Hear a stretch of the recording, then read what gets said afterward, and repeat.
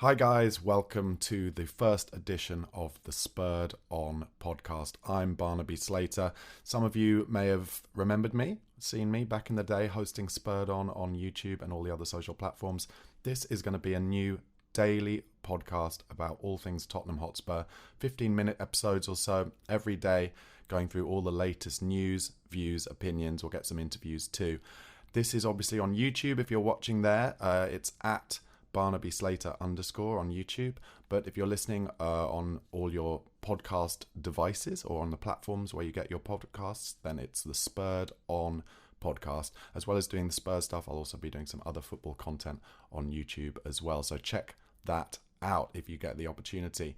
Anyway, I'm a little bleary-eyed today because I was at the Tottenham Hotspur Stadium for Tottenham Hotspur 2, Liverpool 1, and I thought I'd do the first episode as a match review of that game. I have to say, Liverpool were absolutely outstanding throughout. It might surprise you for me to start with that, but for me, it's important to say they are an excellent team. I think they'll be potentially Man City's closest challengers this year. I think they're stronger than Arsenal. Obviously, there's a big part of me that wonders, can Spurs put together some kind of challenge themselves? Can we stay fit?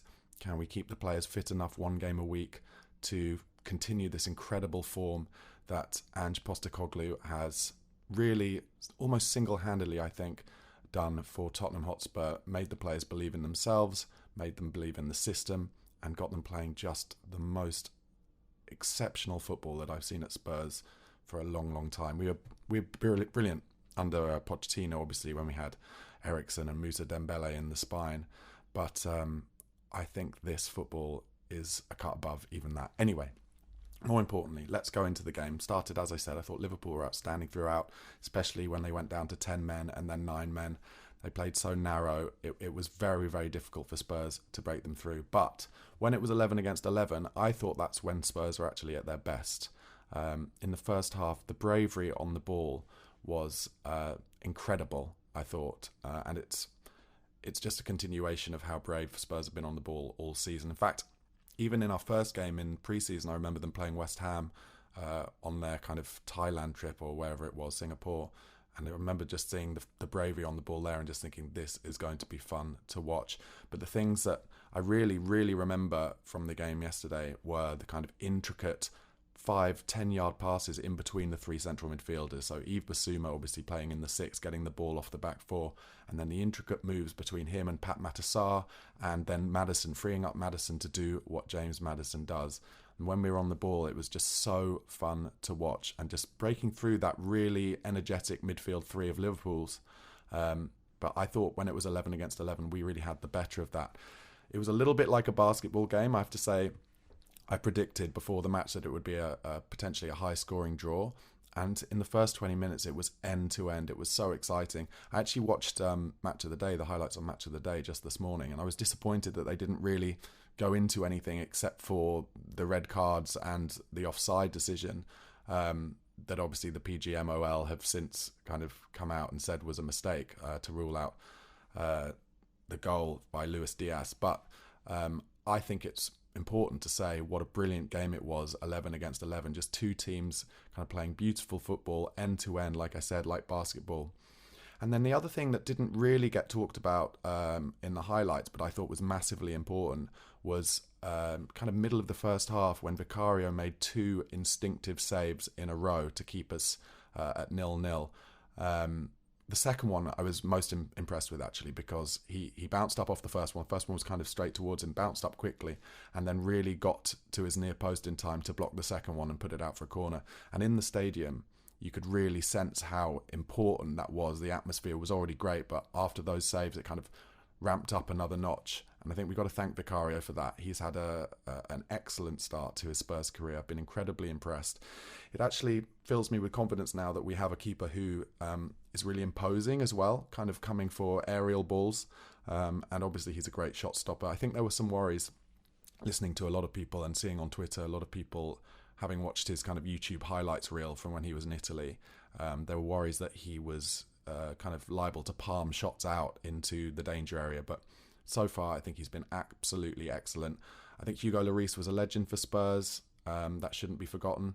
But it's important that we upgraded and brought in someone younger and kind of a more modern goalkeeper, especially with his feet. And that is what Vicario definitely is. So it's really exciting to have him.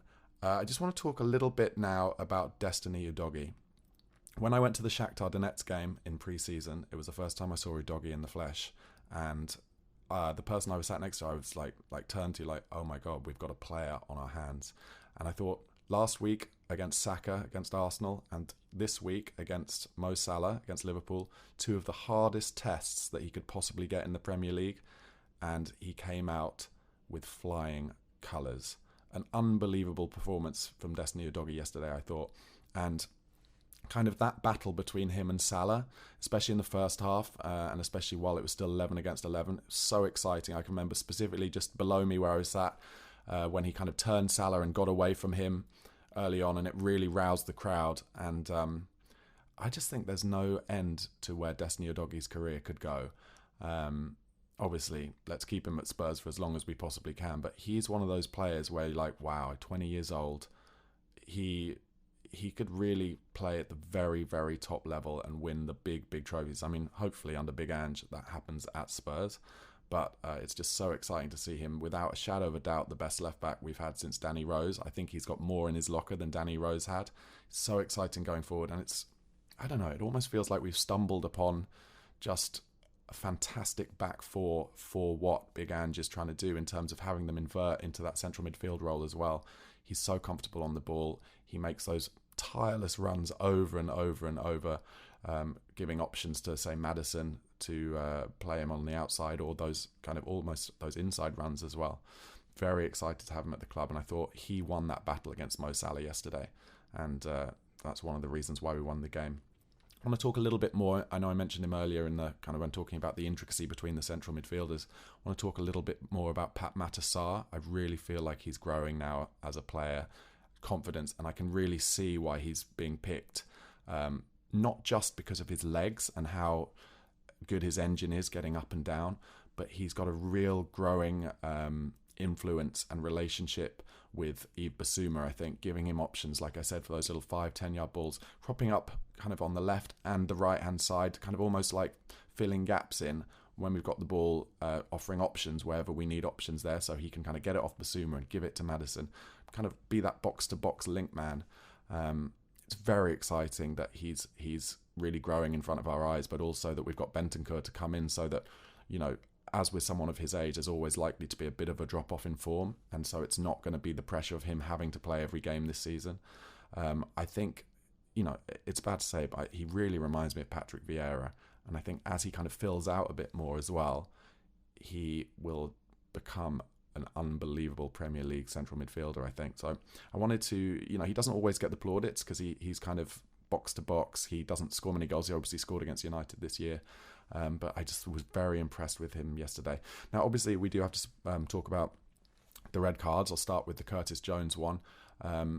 I remember in the stadium thinking when Bissouma went down, I wonder if there's going to be more to this, because it was a long way away from me, but you can sometimes just see in the reactions of players, and Curtis Jones immediately kind of threw his hands up, and Bissouma obviously stayed down. And having seen it a lot on highlights, I know I've heard that Gary Neville maybe thinks it wasn't. And someone told me yesterday, my mate, I think, was texting saying, oh, it shouldn't be a red card because he kind of, his foot rolled over the top of the ball before getting into Bissouma's ankle. But for me, that is the responsibility of the player. You've got to be so sure if you're going in studs up that you're going to get all the ball and that your foot's not going to kind of hit the ball and roll over to go high on the player. So I think it is Curtis Jones's responsibility, and I don't think this is bias. I think it is a red card in the modern day. I think that's just the reality of it. And in Klopp's interview, I didn't see too many kind of protestations about that one. He obviously had protestations about the other things. Just before half-time, there was a really important moment that I think is kind of worth talking about. They had just equalised, and then they had a chance to go 2-1 up with the very last kick of the first half. The kind of ball flashed across the box, and thankfully they didn't score, but that could have made it a completely different game, and obviously changed everything and changed the atmosphere. I wanted to talk about it because I feel like maybe that's a little bit of naivety. I saw some Twitter accounts, some of the Twitter accounts, Spurs Twitter accounts that I like, kind of talking about our naivety when Liverpool went down to 10 men.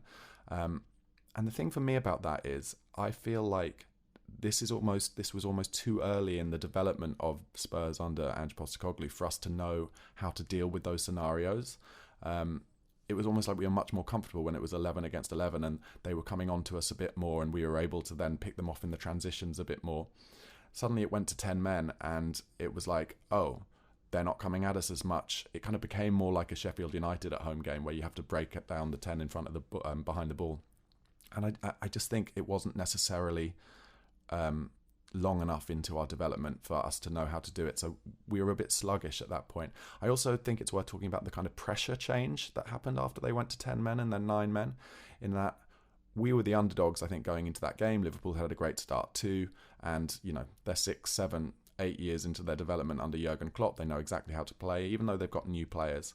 So I think we went into the game as the underdog, and obviously we had great support from the fans and the crowd and the atmosphere.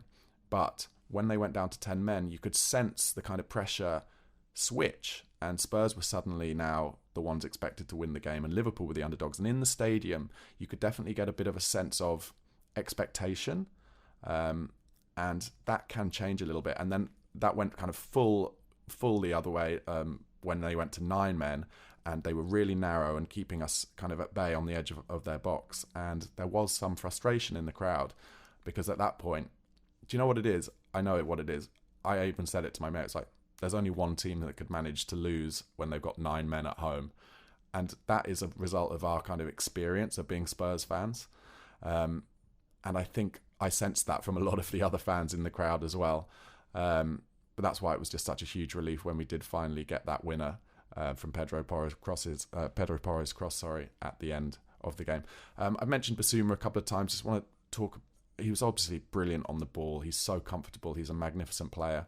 I've heard it said a lot. If Moise Caicedo was 110 million, I mean, what Basuma would go for now, I do not know. Big Ange. I'm going to talk about this later in the week when I do a kind of 5 things we've learned about the season so far. But I want to talk a little bit how Big Ange, because he's a great kind of coach who makes these players believe in themselves. Suddenly, I think we're going to be a club again who is able to get big transfer fees for players. And I don't necessarily just mean our kind of first team players either, because I don't think we're going to be looking to sell them. But the kind of lesser players who are going to get coached really well and maybe at some point don't feel like they're getting enough game time, they will pick up kind of big transfer fees again, just like we did kind of under Pochettino, because he was coaching them really well. Whereas under Conte and Mourinho and Nuno, suddenly those players were so lacking in confidence that nobody was interested in picking them up anyway. But yeah, just mentioning Basuma as well, not just on the ball, but his tracking back was so fantastic. He really puts the shift in. He looks absolutely knackered at the end of every game. I think he's enjoying it so much. And it's amazing to kind of see him working obviously brilliantly with the ball, but when he's tracking back as well, it's really cool. Just coming kind of to the end of this match review now, but in total, I thought the kind of result was deserved, not just because I think we were better than them 11 against 11, but also because we've had so many disappointments against Liverpool in the last 10 years or so many last-minute losses, so many big kind of mistakes from our players leading to last-minute losses. Obviously, the Champions League final in Madrid and Sissoko's armpit, etc. So I just think sometimes, even though obviously Diaz's goal should have counted, and they had 2 men sent off, sometimes you just get a little bit of what you deserve. And as a Spurs fan, it feels so weird to think that we've got that. But we did get that yesterday. Really happy, 2-1. What an opportunity it is now to go to Luton next Saturday and go top of the league before the Sunday when Man City play Arsenal. I'm kind of happy that Luton got their statement win yesterday at Goodison Park. So hopefully playing us, will be like, I don't know, this is my kind of experience being a Spurs fan again, but it's almost like the script, isn't it? Oh my God, they're going to win their first kind of big game against Spurs, but they got a big win at Goodison Park. Let's go there, play our football next week, go top of the league. What a time to be alive. Just before I go, man of the matches for me from yesterday against Liverpool, Destiny Udogie, as mentioned, and Mickey van der Ven. Have to give him a mention. What an unbelievable player. So many Spurs fans, especially on Twitter, were angry we didn't get Tap Sober in the summer. Maybe we can get him to add to the squad in January. But Mickey van der Ven and Christian Romero made an unbelievable centre-back partnership already. I think he's got everything in his locker. Kind of one of the first times this season, yesterday, we had to see his pace. And my God, is he quick when he was tracking back. They kind of got in behind and he used his full pace to get there. I think he's an amazing player. I think it's a very exciting time to be a Spurs fan. A great win. So anyway, thank you for listening and watching the first episode of the Spurred On podcast. Do give it a like and subscribe if you're on YouTube. Drop any questions you have for me in the comments as well. I'm going to be doing some question and answer episodes, so do ask your questions. And if you want to follow me on the kind of audio podcast, it's the Spurred On Podcast. YouTube is @BarnabySlater_, Instagram @BarnabySlater_, and TikTok @BarnabySlater. Guys, thank you so much for watching,